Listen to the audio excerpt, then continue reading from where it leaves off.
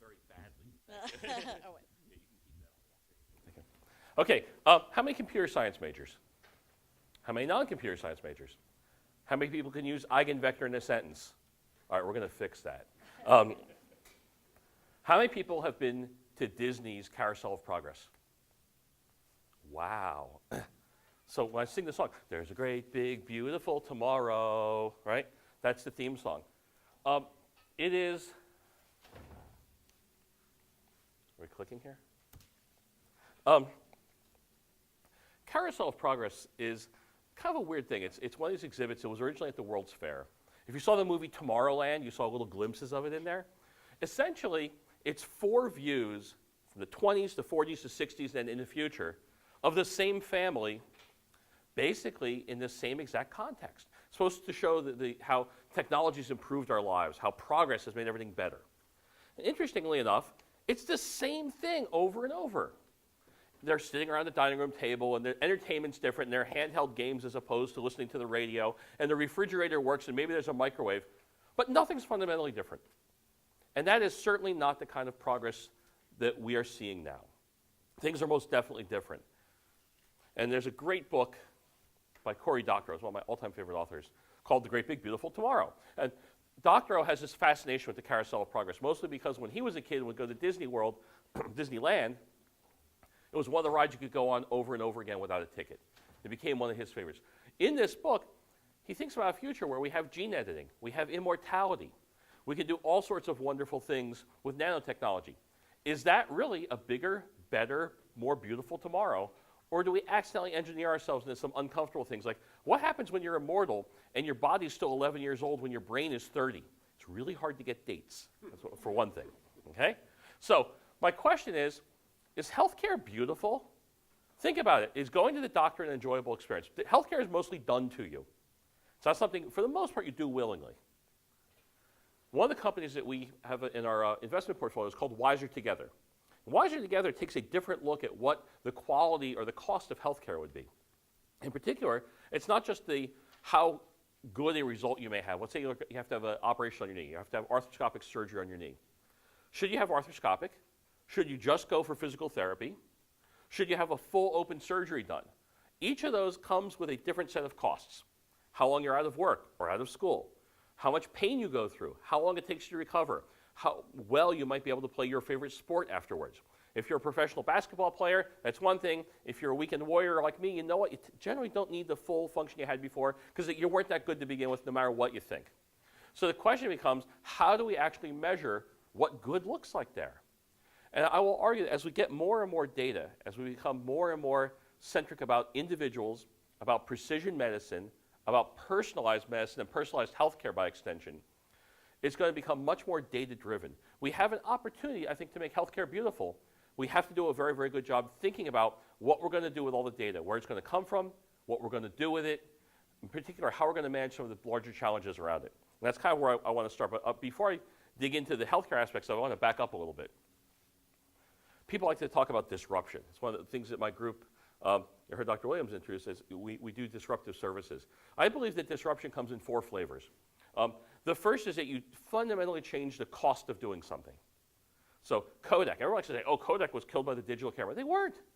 Kodak invented the digital camera. I had a Kodak digital camera. It took pictures on a 5¼ inch floppy disk. It took about 8 seconds to record it. Where killed Kodak was their bet that you would never email those pictures.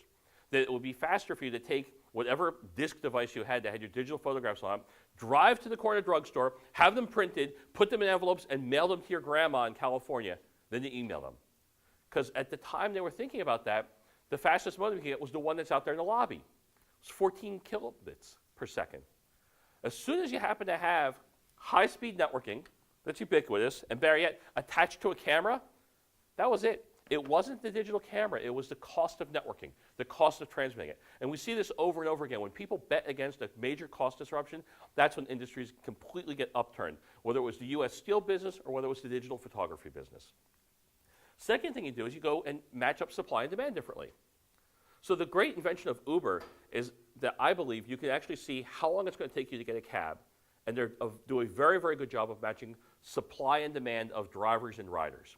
the fact that they also let you rate each other and they allow, make it very, very simple for you to see what the inventory is and where you're going. To me, it's all sort of superfluous. The major innovation here is they created a market. Out of what used to be a one-sided market, you'd stand in the corner and do this and get angry when someone cut in front of you. They created a two-sided market. They've actually added a supply-side visibility into it. Google created disruption through scale. What better way to index the internet than copy it? Then you can add all the indices you want to it. Figure out what you want to do, what you want to overlay, how you want to bring different sources of information together. But you think about that initially, people say, you're going to copy the internet? The internet's huge. It's a couple hundred petabytes. Disk is cheap. Google knows how to do things at scale. You think about what they do, where Google truly adds advantage is they know how to scale at a remarkable, remarkable capacity. A lot of the tools they use you can get through open source. But the things that really run the data center, how they deploy software, how they manage their servers, how they do reliability engineering, that's their secret sauce. And that, again, it's really creating disruption through scale. And finally, you just provide better access to information. When Jeff Bezos had the idea for Amazon, his notion was there's this database of books in print. The only part of it you see is it's a very small aperture you get when you go to your local bookstore. You see the 10,000 titles they've chosen to show you. But there are millions of titles in print. And you can order all of them. Why not just put it all online? Essentially, Amazon was making a database available online. Now, again, once you realize, well, it's a database of books, you could also do that for toys and electronics and so on. You have Amazon as it is today. Then, again, you open it up to other people to go add their own catalogs of products, used products or unique products to it, and Amazon stores were born. But the key thing here is that no matter what you think of how is this industry going to be disrupted, you start to look for what are the constraints in access, in scale, in cost, or in the ability to match buyers and sellers, the ability to match different parts of the market. And I will argue that in healthcare we have every one of these problems. We don't understand scale very well. We don't know how to match supply and demand of data in particular. Because I'll tell you right now, you ever go to the doctor, you see that 7-page HIPAA form, you sign away a limited number of rights and then you never see it again. What if later on your data could be very interesting to someone doing a research project or looking at building a cohort of patients to include in a clinical study? They have no way of getting in touch with you. They have no way of getting access to that data later on. I'm going to talk about that in a few minutes. So thinking about disruption, we put that now in the phrase of big data. When we say big data, it's, to me, one of these favorite industry terms, like, oh, it's big data. Of course it's big. It's petabytes of data. And it's data because there's lots of it. And look how much data. You'll always get a slide basically showing how much data we're creating. I won't bore you with that. We're creating a lot of data. Actually, I will bore you with it, but in hopefully a funnier context. So one way to think of this in terms of the world of big data is, well, we have to go store it all. Yes, we have to go store petabytes of data. And we want to be able to go compute on it. The thing that makes big data interesting is how we organize it. That is, how do we take these enormous globs of data and turn them into something useful, something fungible, something that will allow us to make better decisions? And if you look at the intersections, let's say of organization and compute, it's doing things like pre-computing indices. Again, why is it that Google works the way it does? Well, because they pre-compute the PageRank index of all the pages that they can find. The other thing you might do is, well, you might do a better job of, from a storage perspective, of building a set of indices or a set of views for better interactive use of the data or for better querying of the data. It's very, very hard to go through petabytes of data looking for one or two records or trying to find relationships. So you may build a graph, and then you use the graph to, again, impose some structure on the data, figure out how various data sets are related to each other, how you might walk the graph, and again, add some organization on top of it.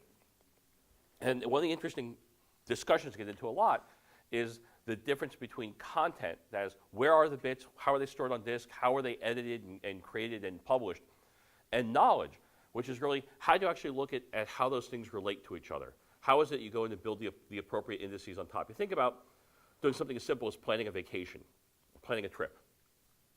Now, again, you can go and realize there are probably 10,000 or 20,000 websites you might have to look at. Oh, I could never look. There's too many places to look. Nonsense. Where do you go? Orbitz, Expedia, TripAdvisor, Yelp. And if you even use all four of those, I'd be surprised. Most people can do it in two. And then you get your airfare, your hotel, some restaurants, some ideas of things to do. 4 sites have done all the organization of the tens of thousands of websites underneath. And it works. Until the next, the most interesting one comes along. Or people decide they like TripAdvisor better than they like Yelp. Or that there has to be a local version of Yelp that provides much more local, better indexing or much more local color on top of the data. So key point here, is that we have to think about how we're going to organize the big data. One of I would say the vectors toward the challenges is really understanding what sort of organization do we want to impose, and what are the risks of imposing that organization. So again, I promised that I'd use eigenvector in a sentence. I'll give you 5 eigenvectors I think that span the problem space of thinking about the challenges. First one is that most people don't speak in healthcare. They speak in vernacular. This turns out to be a really hard problem in things like natural language processing, because differentiating I have a pain in my hip from my kids are a pain in my butt is fairly hard. The patient was seen on Tuesday. A mass was seen on an MRI. The patient has not been seen in the last 3 months. The patient has not seen any improvement in her symptoms despite treatment. Seen's a really difficult word in healthcare because it means so many different things depending upon the context. But we realize that most of the data we're going to get, most of the unstructured data we're going to get, that's not written by a medical professional is in vernacular. We have to be able to deal with that. Second thing is, even with medical data, we have an opportunity to create an awful lot of metadata. Metadata is useful. Metadata is hugely wonderful. It's what makes Netflix tick. And again, thinking about what we want to create, what we want to impose, how we want to use that will be useful. Then we'll start taking a look at things that are real-time streams that are mostly imprecise. How many people have fitness trackers, Fitbit, Withings, okay? If you ever are a true nerd, you have 2 of them, track them side by side, you realize they don't record steps the same way, or calories the same way, or sleep the same way. They are notoriously poor data quality. They mostly are directionally correct. What I noticed with, I have a Withings, what I noticed is that because ice skating doesn't involve planting motion, it's mostly gliding motion, I get 0 credit for ice skating, which again, according to my wife, I probably shouldn't get credit for it anyway, but digression. I want to think about what do we do with all this real-time data. Fourth thing is, pull those together, we are facing an enormous set of risks around privacy. Matter of fact, there's an interesting set of cases now. The default setting on Fitbit was when you created a profile, it made all your data public. It was really cool. Hey, come look at all my data. You can see how well I'm doing with my steps and my running programs. It turns out that if you happen to wear your Fitbit all the time, it also tracks things you do at like 1 a.m. And fill in the blanks. Okay, a lot of data that people did not want published was published. Finally, I want to talk a little bit about how we drive cultural change. I think a lot of this is going to be about thinking through what we want to go do with our data, what we consider personal, to what extent we want it distributed or diffused, and what we want done with the data. So I'll back up a little bit. Set-top box, 1995. That was the center of the home universe. If you controlled the set-top box, you controlled what people watched in their home. Okay, how many people care about the set-top box today? How many of you have set-top boxes in dorm rooms? How many have cable in the dorm room? Netflix, Hulu, iTunes. Okay, set-top box is a who cares. But very, very interesting, 20 years ago, that was the thing you optimized for. That's what Java was invented for. Java was invented to be the language for programming set-top boxes so we could do secure content delivery into the home. And if you go back and read all of James Gosling's papers on Star 9 and the Green Project, it was meant to drive set-top boxes. But what happened is we put the consumer in the middle of it. And as soon as the consumer could choose what you wanted to watch, where you wanted to watch it, when you wanted to watch it, suddenly this thing at the end of the cable in your home was not that interesting. Instead, it was what content we're going to deliver to what channel. And we are seeing the same thing happen right now with healthcare. I believe that Apple's introduction of HealthKit and ResearchKit puts the consumer in the center of thinking about healthcare data. And it is just as important a shift, I believe, as iTunes, which put the consumer in the center of thinking about what movies and music you are going to go consume. Give you choice, allow you to consume things on a fine grain, figure out what you want to share with whom. We're at that tipping point right now, which, again, it means it's a very, very cool time to think about devices that generate data, sensors that generate data, and the big data services that consume them, and again, try to create value out of them. So the first issue with vernacular is that people's language changes depending upon what just happened to them. So you start off, and this is called the peak end rule, which is basically your memory of something very much depends upon your last interaction with it. This is why you always think the vacation is great, even if it rained the whole time, because your memory of the vacation is very, very good. And so again, why most people have a very negative view of healthcare is because either you were sick or someone you know was sick, or something bad happened to someone you know, and that's how you interact with the healthcare system. It's generally event-driven and usually not such great events. Exception of things like having kids. Those are the exceptions. When you think about this, you sort of go through this path where your positive or negative reaction to healthcare kind of varies up and down. There's a fairly high dynamic range. You're healthy, you're young, something bad happens. A friend of yours has an accident, or you discover you have a disease, you have a metabolic issue. And then you sort of, okay, you figure out how to deal with it, you start to be positive, you see results, it's great. Then again, something bad happens, you sort of oscillate back and forth. So first thing I have to worry about is just, again, what's the context or what's the framework by which people are actually describing their health care? The second thing is that a lot of times we're picking up much more precise data, but it's in many cases wrapped up in other layers of being. So this is my family in 1910 Kiev, right before they came to the United States. Half of them came to the US, half of them didn't. That's my family history. I know nothing before that picture. I basically know that my great-grandmother was born in Lvov in what's now Poland, Lemberg, in about 1860. There's zero family history for that. I do not know where we are from. Therefore, I don't know genetically what diseases we're susceptible to, what things are possibly, again, related to geography or related to family heritage, because we simply don't have the records. Now, I can go to 23andMe, I can go to Ancestry.com and try to figure out where the family name came from, if there are other records. For the most part, this doesn't exist. More recently, I would like to know what the long-term effects are of drinking 2 Dunkin' Donuts large iced coffees every morning while listening to animals as leaders on my way to work. And you think about this, okay, well, ha ha ha, very funny, right? Well, interesting issues here. So again, here I have my Withings. It will tell you how many steps I've taken. It will also tell you my pulse. So you know what my baseline is, you know if it's elevated or not. My phone, lovely GPS indicator.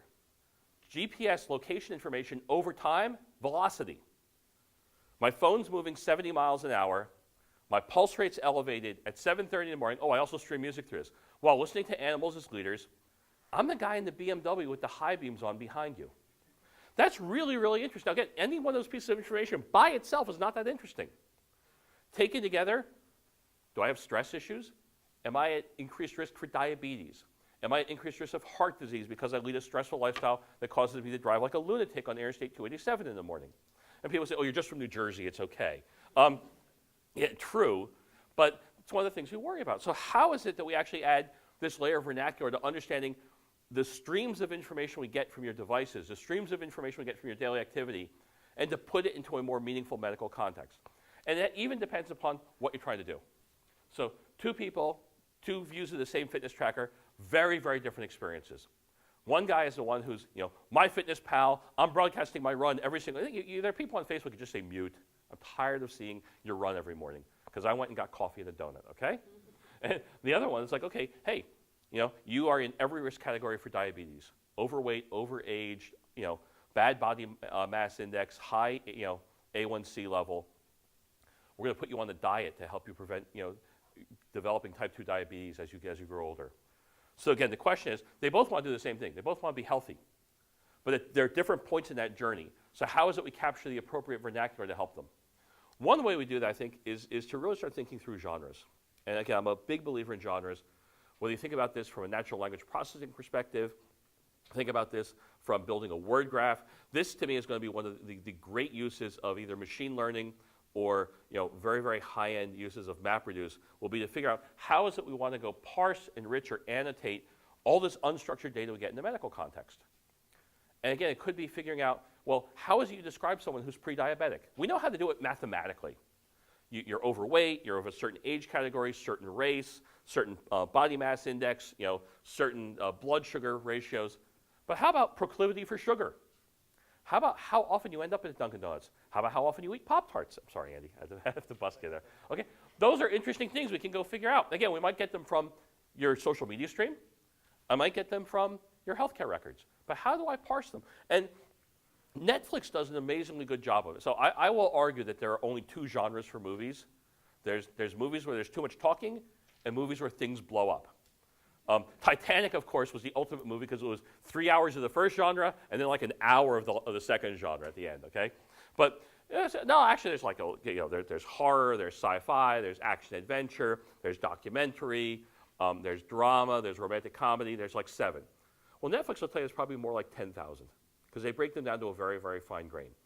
And in so doing, they make it much easier to make recommendations, to tailor what they think you should watch next. That's where House of Cards comes from. A lot of studying of what kinds of genres of political thrillers, drama series people like, and allowed them to go produce something that I think has an amazing audience that was instantly created.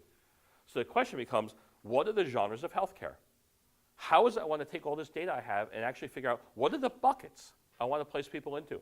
Because they may help me, again, identify pre-disease conditions, or think about how diseases present early, or look for groups of people I might want to go study from a population perspective. Because, again, I want to think about this not just in terms of once the disease has presented, but how does that actually prevent disease?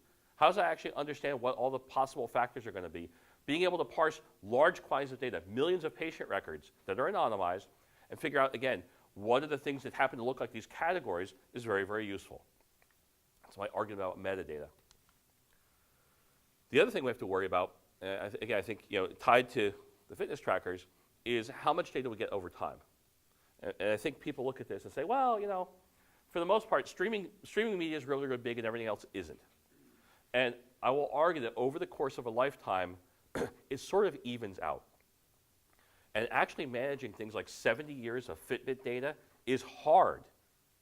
Think about it. I mean, what's the oldest piece of technology you have? Anybody have a Word 95 document you can open? Yeah, good luck finding a copy of Word 95 that works today. Anything older than that? And so it's really funny, my way back in probably 1986, one of the guys at Boston University decided he was going to publish the first ever internet cookbook in the days of Usenet. And I submitted one of my mom's recipes to him, and it's still kicking around, and it's wrong, and I can't fix it. It's a text file. Text files live forever. Everything else you have to really worry about. How's the data represented? What are the metrics we use for it? Again, what's the scale of it? How do we correlate these things? So if you look at something like streaming HD video, 4 gig an hour roughly, but it's only useful for an hour, okay? Take something like my Nest thermostat, probably 10 kilobytes a day or so coming off of that. It's every 5 minutes it sends updates, but they're fairly small updates. Same thing with your Tesla. If you have a Tesla, probably a couple hundred K a day. It's constantly sending telemetry, but again, for a small period of time, it's not that much. The Nest is interesting when? Over the course of a season. Over the course of the heating season, or over the course of the air conditioning season. Your Tesla, over the course of either a few full charges and drains, or over the course of a set of fairly long trips, so you understand your driving patterns. Maybe even over the course of a few years. But when we start to talk about healthcare data, we're really looking at things that have very, very long life cycles. 60, 70 years, maybe even more. And again, the healthier we get, the better we do it at predicting disease. I think that number, the average lifespan will go up, means we have even more data to worry about. So if I talk about big data in healthcare, just how big is it? Well, let me assume that I do a really great job parsing all of my social media stream, and I'm going to put a couple tags on it. Angry driver, heavy metal listener, overachieving coffee drinker. Maybe if I get a couple tags a week over 75 years, it's 100 meg. It's kind of noise. You think about that. I mean, that's like a couple of pictures worth of data. If I even have a couple of activity trackers, let's say I have 3 or 4 of them. Again, assuming I'll have more of them over time. They're generating, again, a few tens of kilobytes of data at a time. Maybe that's a gigabyte over the course of a lifetime. My genomic data is 300 gig. But the interesting part, the part of me that differs from the baseline is only about 180 meg. So that's kind of scary. The stuff that makes me me is smaller in magnitude than the noise I get off of my fitness trackers. If I take a look at my electronic medical records or electronic health records, they vary from about 10 megabytes per year up to about 50 gigabytes a year. It turns out that the distribution is very tail heavy. Obviously, as you get older, as more things break, as you end up in the hospital more, you have more images done, again, because things broke. Your electronic health record gets a lot bigger. Up to that point, it's fairly small. If you're basically young, healthy, you don't have any x-rays, you have never broken a bone, your total size of your electronic medical record is not all that big. But again, let's assume that it gets fairly large, the images dominate, maybe I can generate 2 terabytes. Now life's getting interesting. How about my metabolomic data? This is going to be one of the interesting ones. How is it I can actually test how my body's processing and reacting to certain things? I want to understand more. Everybody thinks, okay, well, you sequence the genome, got to be done. The genome is like, we now know the language. It's like someone said, okay, here is the blueprint. Here is the Java language specification. They say, all right, so go write every possible Java program. Well, no, you just give me the language spec. That's what we have with the genome. We know what the language spec is. We have no idea how the programs work. So whether it's a combination of proteomics, metabolomics, really understanding microbiomics, those are all the things that actually modulate how the genome works. So, you know, we can very easily throw off a terabyte of metabolomic data.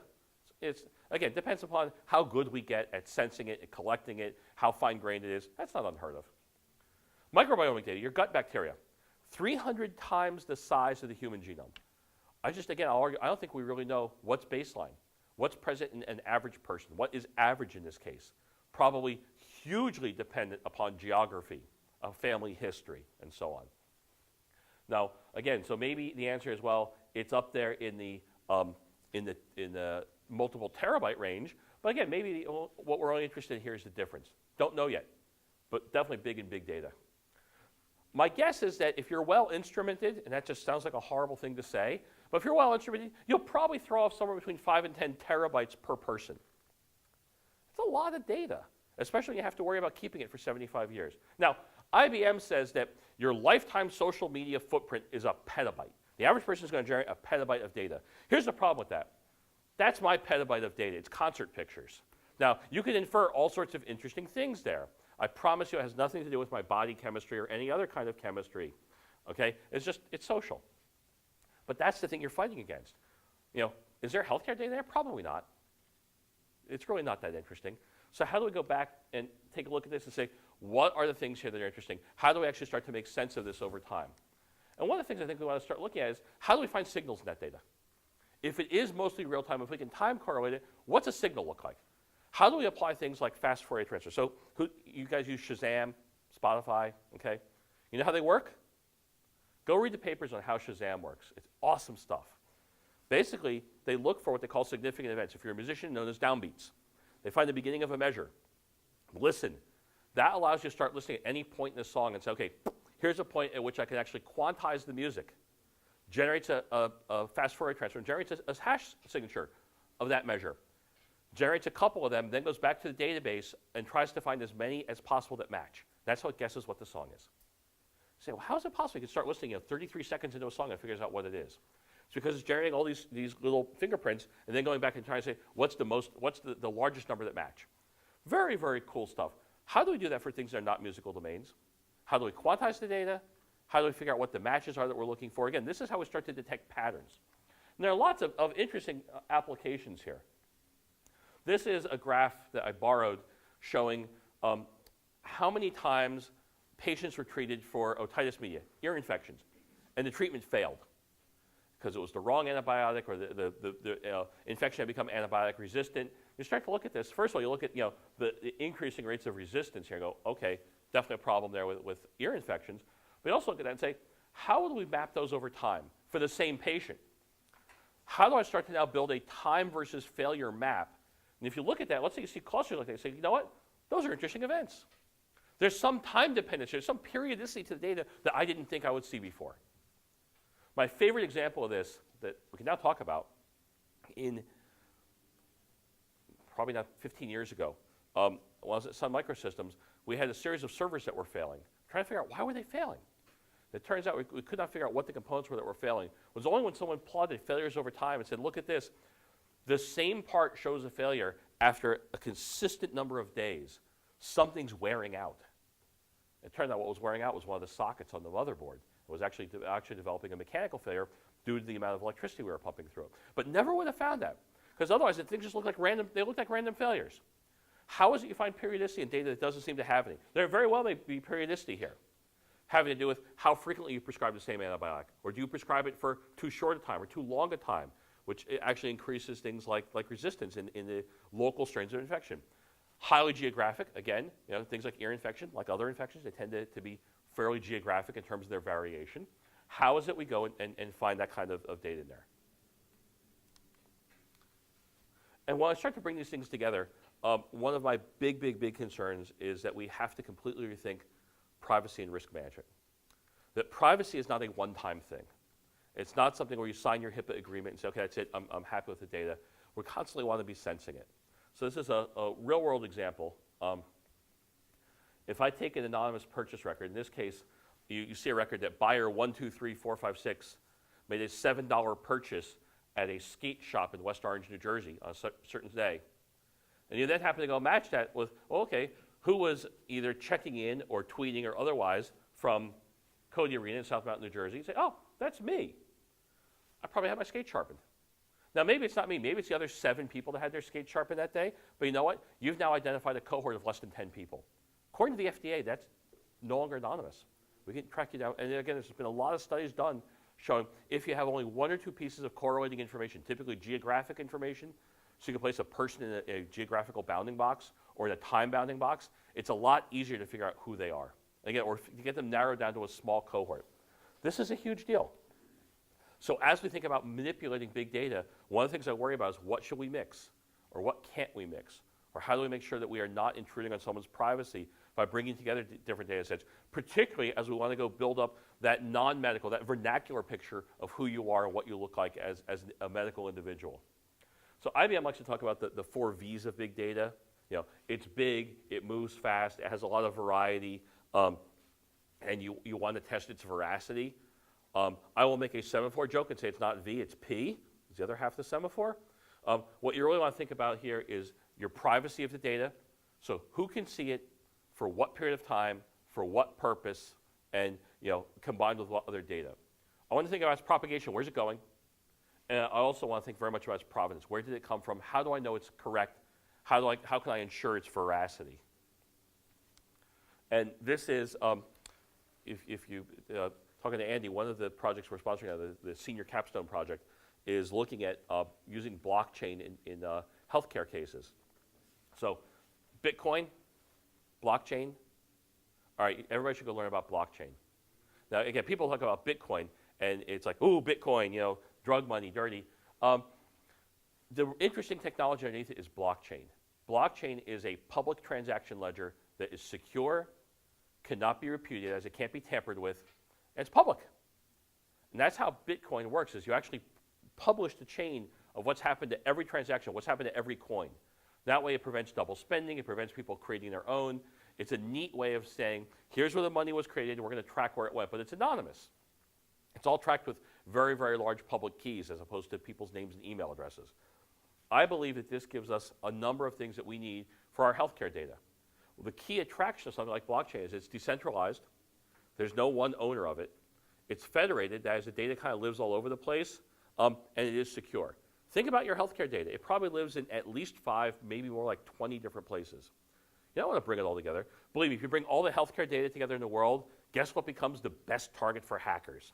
The place we bring all the data together. You like having it distributed. What I do want, however, is I want it to move appropriately, under my control. I would like to decide how much of my data moves from provider to provider, or if my data should be included in a new study, or if I want to participate, maybe I want to get a couple dollars for use of my data. Because again, 53-year-old guys with unusual body mass index, abnormally high hemoglobin who drink way too much coffee, maybe I'm interesting. I'd like to think that I am, but ideally not in a medical textbook kind of way. But you don't know. Again, we pay people for blood samples. We pay people to participate in studies, where we actually want to go collect, again, personal information about them. Why is it we don't open that up much more broadly? Well, because it's very, very hard to get the privacy, to get the consent down. So this is one way of doing it. Because you actually have to sign a transaction, that's consent. I agree that this transaction can go forward. I agree I'm going to spend this Bitcoin. It's no different than saying I agree that I will allow my data, this portion of my data, to go from point A to point B. I believe that there are a number of very, very cool things we can do looking at privacy, at data diffusion, and at provenance that will really, I think, start to reshape the way that we think about moving data through these very, very large federated ecosystems. And again, we're starting to see this now in trading, in clearing and settling. I think we're going to start to see more and more of it in smart contracts. Increasingly, we're seeing this now around digital assets. So let's say I do a digital painting. How do you prove it is I make 10 copies of it? Well, what's it keep someone from creating an 11th? What ensures the provenance of it? How do you know it is one of the original 10? What if you want to sell it to a friend? How do you do that? It's very, very hard with digital assets. So rather than trying to go add DRM to the assets, let's actually go and create a sidechain to it. Let's actually go and create a chain where you can go and track the provenance of the bits. So how do we go faster? This kind of this is usually my corporate pitch, which is we are trained, I think, as computer scientists, depending upon the order in which you take your classes, to think in sets, to think in relational calculus, to think in third normal form. The world is not third normal form. As much as the database vendors would like it to be third normal form, it's not. It's graphical. We tend to think about what's related to what, or what are classes of what, or think in terms of trees. We think in terms of our friend graphs, our social graphs, our word clouds. So definitely thinking in terms of the graphical relationship. Second thing is I really believe that we do better when we publish more data. And it seems obvious, right? We publish way more data probably than we should on social media. But in the scientific community, it's harder. How is it we drive this culture of publishing? And you drive publishing by measuring reuse. Again, it's easy in the publishing world, right? You can see what the Amazon bestsellers are. You know exactly what's being reused. It's harder in the scientific world. You want to publish data such that people will find it useful. They'll want to go consume it. They'll want to go create other insights out of it. I believe that there's a tremendous amount of work yet to happen in terms of the big solvers. I think about those constraints. Quantum computing, machine learning, very, very deep machine learning, deep Boltzmann machines, deep graph algorithms, very, very large indexing engines. They are all yet to throw off great results. And again, I think we're just starting to scratch the surface here, whether it's in quantum or machine learning. I won't go down the path of arguing whether or not we're going to have Skynet created. I'll leave that one for the better computer scientists than me. But I do believe that as we start to think about this volume of data we're dealing with, we have to find better ways of adding the appropriate overlays to it.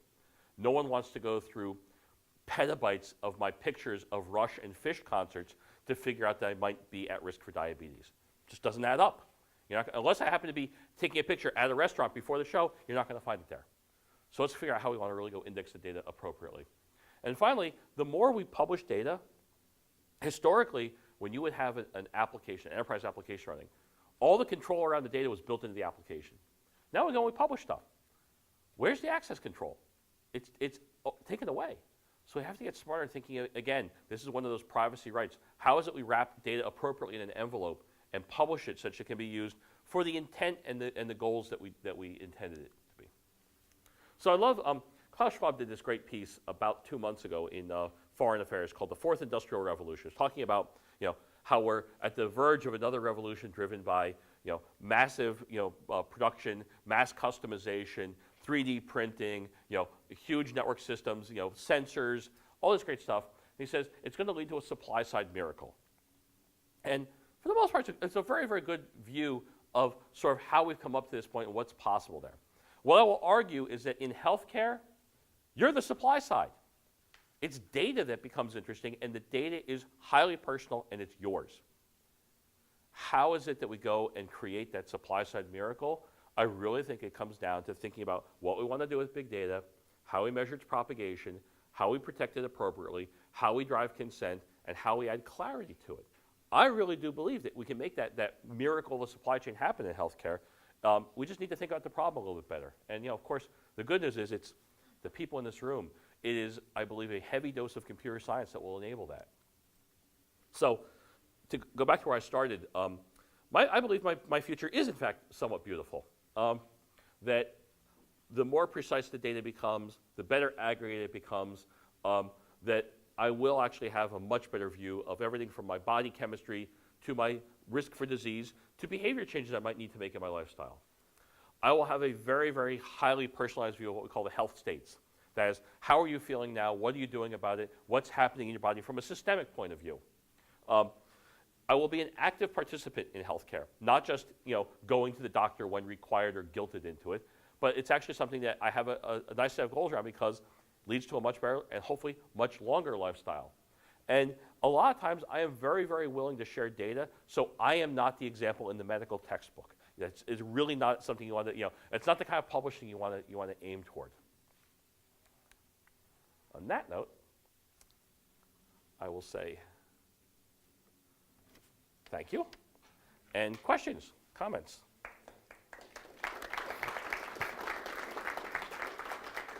I'm getting no credit for the steps I took while I was up here. So I have to. So if you have a question, we have a couple of ambassadors. If you'll raise your hand and they'll bring a mic to you. We want to capture the questions on the video.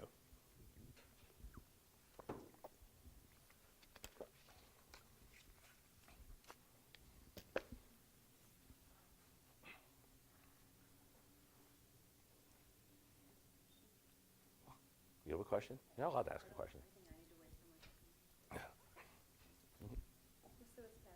Okay. So can you tell us about some of the disruptive technologies that Merck is working on? Sure. Give you a view from my group. What we're looking at is essentially how do we ingest more data and how do we add metadata around it? So we bring in hundreds of data sets a year, and they range from population level data to data that we purchase from our research partners about particular studies or about, in some cases, anonymized health records. We want to actually look at disease progression. And it's very hard to find what you're looking for. So one of the projects we worked on was something, we originally called it Waffle House, because that was where we got the idea, is looking at the Waffle House. And it's like, wow, this is everything. It's like, wow, that's really what we want to get to for our data. And was later renamed Hydra because it sounds classier than Waffle House, especially dealing with medical data. But someone described it very well as Pinterest for data sets. It allows people to find, comment, tag, annotate, and otherwise build relationships among the data sets. So that was what we did. It was a fairly simple project. The goal was, again, to build a very simple metadata system. We've now plugged that into our Hadoop infrastructure so we can now capture metadata. Our goal now is to add more and more automatic parsing of things like tags or genres, so we can start to add genre information as we see fit to it, and auto-generate taxonomies. We started to do some work on things like homomorphic encryption and partial homomorphic encryption. How is it we can go operate on healthcare data without disclosing it? So you actually can operate on the encrypted data. Some really great research being done in that space. Doing a lot of work thinking about blockchain and how can we build federated secure transports for moving data around with explicit user consent. Doing a lot of work. It turns out in quantum there are a couple of problems you start to look at that you think of them as chemistry being, it's chemistry, it's synthesis, it's manufacturing. How hard could it be? It's really hard. Manufacturing in particular is nasty because you worry about byproducts, temperature, time, quality, yield, number of steps. All those things affect your cost and your ability to produce a drug. When people talk about, well, there's only a certain number of doses of a particular drug available in the market, well, we'll make more. Well, it's not like you can just wave the magic wand and they suddenly appear. Some of these things take quite a long time to produce. So as we think through the synthesis part of chemistry, I think you'll find that there's a lot of really, really interesting, very, very large graph problems to go look at. So we're starting to take a look at some of those and how we might solve them very, very differently. Again, I'll say publicly that we're poking around a little bit in some quantum spaces. It's one of those things I think that it's a killer solution looking for a really interesting problem. And we may have found one or two that are interesting enough to go run through it. We'll go play with that a little bit. And finally, starting to think about privacy and rights management. Because again, it's one of the things that I worry about tremendously. It's because it tends to be binary, right? You're doing fine, and you have a major privacy event, all of a sudden you're not doing fine anymore. And it's if you look at the ethics of our company, it's about saving and improving lives. It's about respect for the patient. And it's about respecting the rights of the patient, way up there. You can't get that wrong. And again, it's cool to talk about how much data we have and all the things we do with big data. But if we do the wrong thing once, even that's a bad answer. So really starting to take a look at how we might better manage our privacy, how we might better manage all the implications to privacy, and couple with that as consent. Because a lot of times people are worried if they're getting something in return. Why do you recycle? Recycling, basically, on the surface of it, does not make sense. You take time and effort to put things in a bin that you normally could just throw away, hoping that, well, you do it because it's good and because it reduces costs, it's good for the environment. Okay, there's delayed gratification there. Well, again, we never think about delayed gratification in healthcare. And that, I think that we're looking at different ways of actually capturing what that means over long periods of time. Other questions? I guess I have two questions. In 2008, under President Obama, the Reinvestment Act had a provision called high tech, which you probably know about. Under high tech, there was a ruling 45 CFR which designated the conduit And this provided that data on patients in the continuum of care don't need to go through a HIPAA process. What's surprising to me is I haven't seen a wide variety of conduit methods, or as you described as one of the four disruptive fields of innovation as transportation, as a result of this deregulation of the transportation of diagnostic information between care providers. So that's the first part of the question, which has to do with value-based care, because data is moving between care providers. The second part is, and I got to work on a research project with McKesson to build software to help doctors make decisions. And how are you guys using information about the continuation of care to improve value and help doctors make decisions? So I will not profess to be a policy expert. I mean, I think a lot of the parts of ACA, the Affordable Care Act, get into meaningful use as how is it you can use data to meaningfully improve the quality of health care. And over time, a lot of it stipulated the increased use of electronic medical records to be able to receive reimbursement. And then what will come out after that then is going to be thinking about how is it we actually go and drive quality of care or standards of care. You're actually trying to look at outcomes. And you basically treat an outcome as the end result as opposed to completing a transaction or completing a service transaction. So a lot of the details in there are meant to, I would say, really focus on how you go and drive data through the system for that. I can't comment specifically on the conduit piece. In terms of what we're doing, historically I think you would think of a pharmaceutical company as making therapies, pills and vaccines, very narrow. If you think about now the data continuum we live in, there's an awful lot of data we get before the therapy. Again, we understand what you're at risk for, what your metabolism might be like, or again, what your behavior might be like, which would suggest a treatment plan. Then there's a lot of data afterwards in terms of adherence, in terms of compliance, in terms of effect, in terms of patient-reported outcomes. Is it working? How do you feel? Is it making an improvement? Increasingly, we're finding that as a healthcare company, we need to play along that entire continuum. So one of the things we did is we created a separate division called Healthcare Services and Solutions.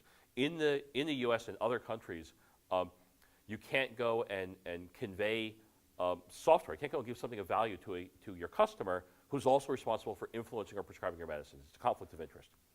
And it's a very, very solid regulation. I think it has shown a very bright light on where value is created and where value is received in the healthcare system. So one of the things we've done is we have a separate part of the company that does that. They are independent, right? They can go sell that solution to other pharmaceutical companies if they want to. We'll start to look then at how do we do things like weight management? How do we do things like improving quality of care? We also have a venture fund, so companies like Wiser Together, where it's essentially crowdsourcing for what are those eigenvectors of cost. Personal cost, social cost, time cost, financial cost, pain cost, and to allow people to start comparing notes aggressively there. So that it's a mix of things. It's our venture fund that takes a look at a variety of points along that spectrum. It's the healthcare services and solutions, and then it's investments we're making in a lot of times in working in market where we want to go provide basically software solutions for our customers. And again, we do that very, very carefully because it is a heavily regulated environment. But increasingly, I think you'll find that it's not just, the science is not just chemistry and biology. Increasingly, a lot of it is becoming computer science, becoming data-driven as well. And again, I think with more sensors, with finer-grained diagnostics, with improved real-time diagnostics, that's only going to increase.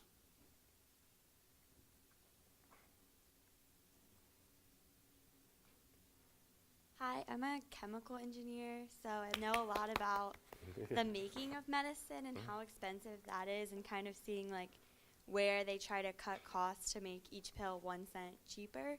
So I was wondering, at companies like Merck, do you know roughly how much is being invested in research towards data management or security versus the research that's going into the other products? And in general, in industry, do you think that an appropriate amount of money and resources are currently being directed towards privacy and data management? Okay, so there's 3 questions in there. The first is around basically cost of manufacture.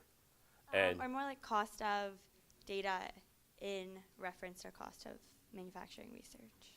Well, so I think that certainly every company, thinks a lot about privacy, thinks a lot about privacy of medical records that we make it they're anonymized, thinks an awful lot about how we show up in the market. With increased digitization of therapies, whether it's the smart inhalers that send a text message every time you press them, or connect via USB or Bluetooth every time you press them, through to smart packaging. You can tell when the blister pack's been opened. You can tell when even things like Proteus, smart sensors, to things that Google Health is working on. I think we're going to be essentially needing to look very, very carefully at where the data is acquired, where is it we decide that it's going to have essentially a privacy enclave, and how much further we want to go. This is one of the reasons why the Apple has encrypted everything, and basically why you can't back up your data on your phone unless it's encrypted, because it has all your healthcare data in it now. So I think there's an increased emphasis on it, very, very much so. I mean, this is certainly one of the things we look at. We have our IT risk management and security group, which includes the chief information security officer for the company, basically has a major influence on how the company thinks about risk. And that risk is everything from regulatory risk to political risk to again very, very things like our risk in managing the portfolio. So IT and therefore the technological risk of information shows up there as a key part of it. Are people investing enough? I mean, the good news is that we can leverage everything that happens in the market. We can leverage everything that's going on in the security space, in the privacy space, in the risk detection space. But I think that you never want to think of having an answer. So, that's it, we're done, we're safe now. It's constantly this risk management and sensing the market and understanding what's going on, what the new threat vectors are. And that's an awful lot of work goes into that. To your first question about cost of manufacture, it's definitely something we look at. I think it's something that every company looks at. And again, there are lots of vectors to it, right? Because you may say, oh, well, we found a way of doing this more cheaply. Okay, but it adds 3 synthesis steps. So maybe the individual starting points are less expensive, but it takes us longer, or it requires more steps and therefore more work in the manufacturing plant.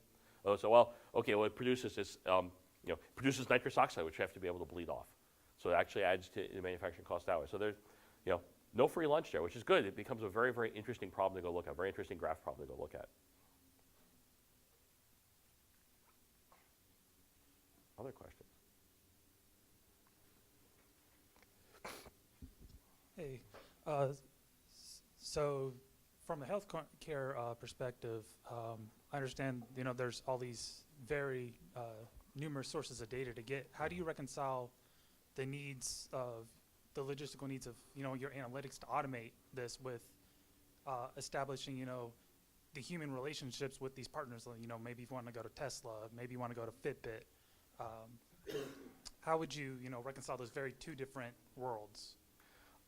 Again, a lot of that happens through the healthcare services and solutions bit, and Merck is not in the medical device business per se, right?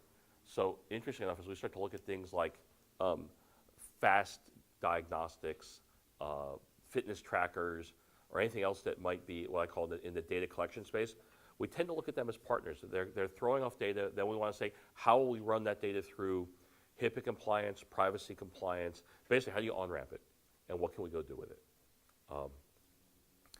I've yet to see anybody come back and say, oh, we're going to go sell you Fitbit now. Again, you can go, and a lot of it has to be done under individual control. So you may have, there are a fair number of fitness apps where you'll go and you'll aggregate data from, again, your multiple trackers together. You'll keep it with a food diary, for example. But that's all done in the individual control. It's really not up to the pharmaceutical companies or the healthcare companies to go aggregate it that way. I do think that, again, this is one of those, if we get better at consent and get better at provenance, I believe there are opportunities there to do data sharing on a very, very large scale. And I think from a research perspective, there's real value in that. But again, you have to know where your data is going. You have to know where it's going and why. You have to be able to say, no, I don't want to do that, and to revoke consent. Again, I think there's some very cool mechanisms. If it's all paper, or before paper, or after paper, tape, that was hard. Now, if everything's transmitted, whether it's through blockchain or something equivalent, it's easy enough to revoke consent. Toss the keys. You throw away consent. But yeah, we have to think. It's the good news is the mechanisms are starting to float. The hard work now is making sure we apply them appropriately. Okay, one last question.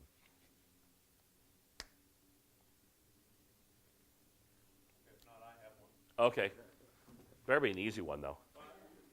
So much easier than these very eloquently worded and complex questions. My wife works for Allscripts, which is electronic healthcare records, and I remember she was so excited 5 years ago when she got this job. She came home and she was explaining to me this utopia that we were going to find ourselves in, so that when I go to my personal care physician, I'm not going to have to fill out those forms over and over and over because that data is there. And then when I go to a specialist, they're going to have access to that, so I'm not going to have to fill out these forms. And when I go on vacation and I get hurt and I have to go to the emergency room, I'm going to have a card and it's going to have all my medical records on it. They're going to scan it. And 5 years later, that's not the world that we live in. So I'm just curious, from somebody who's kind of in this broader industry of healthcare, what are the challenges? What are the roadblocks? And what is it going to take for us to finally get to this world of utopia? Well, so a lot of this was predicated on things like Blue Button. So Blue Button's an initiative that said, okay, you are allowed to download your medical records. So think about it. Do you want to walk around with a USB stick around your neck with all your medical records on it? It's just like, forget about a security risk. It's just not, it's just not a great mode of operation. What you really want to say is, my internist referred me to, this orthopedist. Please have all my records over there. I don't want to have to go fill out the same, survey again. Just transmit it all over there. And that's what you want, is the ability to send appropriate but partial information from provider to provider under your consent or under your doctor's consent. Well, how do they speak the same? How are they on the same transport? How are they on the same, encoding system? There's a lot of work to get done there. It's not just, okay, I can give you everything in Blue Button format. Because I could download everything and take it over and say, here, they're going to look at it and go, we're using a different EMR. I don't know what to go do with that. I'm using a different standard. I don't know what to go do with that. So I think the sea change that I saw was, if you look at a lot of enterprise software, let's say from the late 80s, early 90s, all database driven, all SQL driven, a lot of it built on Oracle and Informix and Sybase at the time. And the data was essentially locked up. Every one of them had a different schema, had a different set of application rules, different sets of business logic. And then along came the web, in particular HTTP. And HTTP did two things. First of all, it didn't really care what the back end looked like as long as it could get data in and out through the web server. The other thing is, it didn't really care how it was encoded. That as long as you could represent things as an HTML or as an HTTP payload, whether it was JSON or XML or HTML, you didn't care. And the back end could change. You could change the size of the payload. You change your web page, and you didn't have to go rewrite all the front-end applications. We haven't quite gotten there yet in terms of figuring out what the equivalent to HTTP and web servers are. But I feel like we're getting closer to finding out what's the right web server for interchange of healthcare data. And again, it's harder because, again, think about the first, the interchange was like, oh, look, I can have a website. Hi, my name is Hal. I like to bully in disco music, to quote Guy Steele. And like, okay, you didn't really worry about the security of that. Now you do. So I worry about the security and the provenance and the transports there.